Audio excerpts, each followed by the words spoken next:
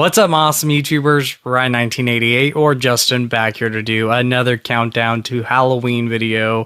And we are done with the Nightmare movies. I've reviewed 2 through 7. So now we're moving on to some other films that I am watching this October. And one of the movies that I was really in the mood to watch or revisit was Poltergeist 2. The Other Side, and I watched this not too long ago, and I want to talk about it, and I want to talk about the new 4K release that came out last year. This was the first time I watched it on 4K, and I was really impressed with the picture quality, but we'll talk about that in a minute. I really want to just talk about this movie because Poltergeist 2, The Other Side, has been a movie where I've kind of went back and forth on, do I love the movie? Do I just like it? And when I rewatched it this time around, I absolutely loved it. This is a great sequel and sort of underrated, you know, as far as franchises go and sequels go. The Poltergeist movies, they're liked, but they don't get enough talk within the horror movie community. You know, Poltergeist is a staple. It's a classic. I love that movie so much, but the sequels don't get enough love. Out of the sequels, though, the one that gets the most love is Poltergeist 2. And some horror movie fans, when they do talk about the movie, say that they prefer this out of the, you know, franchise or the trilogy. Again, I really loved watching it this time around. This is a great follow-up to the original movie. Came out in 1986, so it's going to be celebrating its 40th anniversary next year. And the movie surrounds the Freeling family. They are back in this movie. This is a year after the events of the first movie where their house has disappeared, and they went through all that terror from the events again from the first movie. They're living with let's see, Jo Beth Williams' character's mom, and they're just trying to move on with their life. And once again, though, the spirits find the family, and they find Carol Ann, and they want Carol Ann to lead them into the light. This time around, though, we are introduced to one of the scariest characters in horror movie history, and that is Reverend Cain, played by the late Julian Beck. And I'll tell you this, the first time I ever saw this movie was on TBS. It was in the late 90s. I had never seen it before. Had seen Poltergeist, knew about that, but the movie came on, and the first time you see Julian Beck, it's outside of the outside mall, and he's walking up to Carol Ann, and she's seeing him, but no one else can see him. That was terrifying. You know, it freaked me out, creeped me out, and yeah, like still today, very chilling, but great performance from Julian Beck. I think he is the highlight of this movie by far. Loved his performance. It's a great performance. It's also very eerie and chilling. You have the moment where he is outside of the house, and he's talking to Craig T. Nelson, and he's telling him to let him in the house so we can talk about the evil that is in the house, and that is scary. That's a scary scene right there. Other things I love about this movie, of course, I think Heather O'Rourke, the late Heather O'Rourke, did such a great job in this. You know, I talked about child actors in movies with, Miko Hughes when I did my Wes Craven's New Nightmare review, and I said how great he was in that movie and so many other projects he did as a kid. And Heather O'Rourke was another one of those child actors that just did such a great job.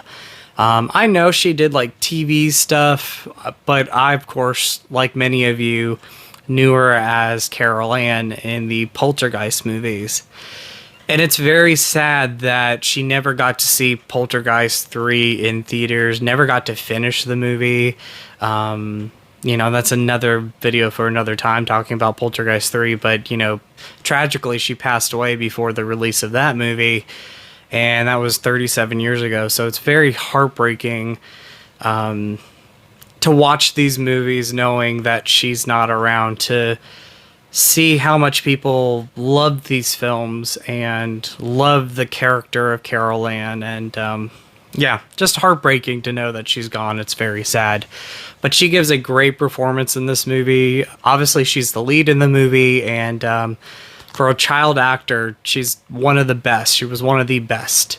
And she's forever remembered for the character of Carol Ann and the Poltergeist trilogy.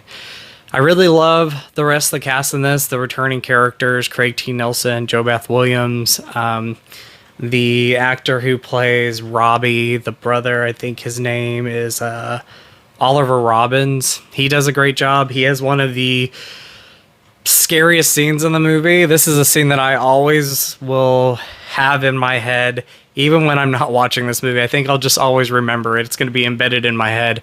And it's the scene where his braces come alive and they're pretty much trying to kill him, and the parents are trying to save him. And that scene, like the way that they shot it, the practical work that they did with that, just terrifying. Again, very scary. And it's not like, a jump in your face monster or anything during that scene. It's just the fact that, like, kids and adults have braces, and, the fact that, they pretty much turned on him and were trying to kill him is scary. It's a scary thing.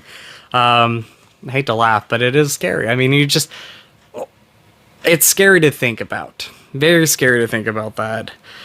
Zelda Rubinstein returns in this. The new cast members that we have throughout this movie are great. Again, I mentioned Julian Beck as Reverend Kane, just the highlight of the movie, and scary. The other actor in this movie, Will Sampson, forgetting the character's name, he does a great job. He is the one that is protecting the family from Reverend Kane, Julian Beck's character. And he did such a great job in this too. And tragically, he passed away after this movie. So very sad on that. But again, a great performance. Same with Julian Beck, passed away. He knew he was dying while he was making this movie, but he, wanted to continue on and work, and he does a great job. And again, this movie's almost 40 years old, and people are still talking about that performance and how it impacts people. I mean, it's a great performance from Julian Beck, but it's also very scary. It's a very scary performance. A lot of the practical effects I do love in this movie. They're not as good as, the practical effects in the original movie, but there's still some great ones here. Again, I talked about the scene with the braces. That is terrifying. The scene where Craig T. Nelson, he gets possessed by Reverend Kane. There's a moment, there's a kind of subplot in the movie where Craig T. Nelson's character, drinks quite a bit. And one night he's drinking tequila and there's a worm in it, and it's Reverend Kane. And Craig T. Nelson's character drinks and swallows the worm, and, Reverend Kane is pretty much possessing his body. Scary performance, because Craig T. Nelson does such a great job in that role where he's talking to Carol Ann and talking to his wife, and it's clearly Reverend Kane, but Craig T. Nelson, his performance during that moment is so scary. And you could definitely see him, playing the Reverend Kane part because he's possessed, and did such a great job. But then after that, you have this worm, this thing, it's supposed to be Reverend Kane, coming out of Craig T. Nelson's body. Craig T. Nelson throws up this, creature-like Reverend Kane, and it's so disgusting and it's so scary. And you have the moment where this thing is going out of the room.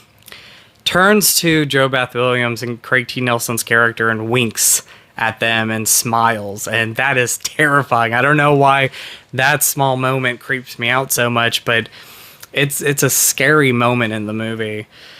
The third act is probably one of my favorite and least favorite things. I like the fact that they, under this pool was this group of people that disappeared. This was people that were following Reverend Kane's character into this, what do they call it? Not cellar, but, underground, hidden place. And, when he was live, he was telling his people that the world was going to end.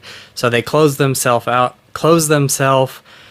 from the world and thought that they were going to be protected. And then when the day came when the world didn't end, Reverend Kane did not want to let them go, and they died under this bunker or catacomb. I don't even know what you would call it, but it's in the third act where you see like this whole thing and all these bodies that are reaching up to Reverend Kane character to be saved, and really he didn't let them go. And great set pieces, very scary though, when you hear about the behind the scenes of that and how all those skeletons again were real. Like in the first movie scene where we're in the pool, the skeletons are real that Joe Beth Williams is in. Those skeletons are real. In the second movie, they did the same thing, I believe. This time they told them, and the actor who played, or the actor Will Sampson, went on the set one night and just kind of cleansed the area of any spirits or anything that could happen to them while they were filming those scenes in that set piece. So, but yeah, the third act is great, but it's also kind of the downfall with the movie because you do have mid 80s CGI effects that they were trying to do, and while I think it's cool and effective and I like it, it's definitely outdated today compared to the rest of the movie. Like, I think the rest of the movie is great, and then you get to this moment where they go into the other side and they're floating and everything. And because of this movie taking place this movie coming out almost 40 years after its original release, the CGI doesn't hold up too much in that scene. However, I love the rest of this movie, and I think this is such a great follow-up to the original movie. It's not as good as the original. I'm also more of a fan of Poltergeist 3 just because I love the setting and the atmosphere of that movie. But I really do love this film, and I think this is such a great sequel and, again, follow-up to the original film. And the movie has a lot of pros. There's not really a lot of cons with the movie. The story is not as strong as the original film's story, but again, it is a great follow-up and a great movie. And when people do talk about Poltergeist, a lot of the times a lot of people love the second movie over the rest, so it's their favorite of the franchise. So Poltergeist 2, the other side, again, loved it. Let's talk about the 4K real quick. I think this 4K is the best presentation that we have of this movie. I was kind of iffy on buying this last year. I didn't know if I wanted to get it or not. But during Black Friday, they had this on sale, and so I grabbed it because I had the original movie on 4K. I hope we get Poltergeist 3 on 4K sometime soon. So I wanted to pick it up, and I'm so happy I did because watching it recently, the presentation is just so nice, and what a difference compared to the previous Blu-rays, even the Scream Factory Blu-ray. And that came out in 2016, so that's not like even 10 years old yet, but maybe 2017. It's 2016, 2017 is when we got the Scream Factory Blu-ray. That's a nice Blu-ray for what we have, but when I was watching this, it was a night and day difference. Like, this is the best the movie's ever looked.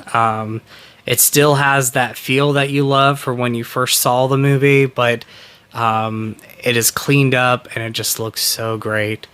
One of the scenes that really pops out with the movie and with the audio is the scene where Carol Ann is outside the front of her house and she's playing, and Reverend Kane is approaching her, and it starts raining outside, and besides the picture quality, which is great, the sound is wonderful. You're hearing the rain fall and hit the ground, and that is just awesome. Like, I was highly impressed with that scene and highly impressed with this transfer. You know, again, I was not sure if I was going to buy it at first, and then when the Black Friday sale came last November, I wanted to pick it up and just have it in the collection, because I do have the first movie on Poltergeist, or the first movie on 4K. So I wanted to grab this, and I'm happy I did. Loved the presentation. Loved rewatching this movie. Just so awesome.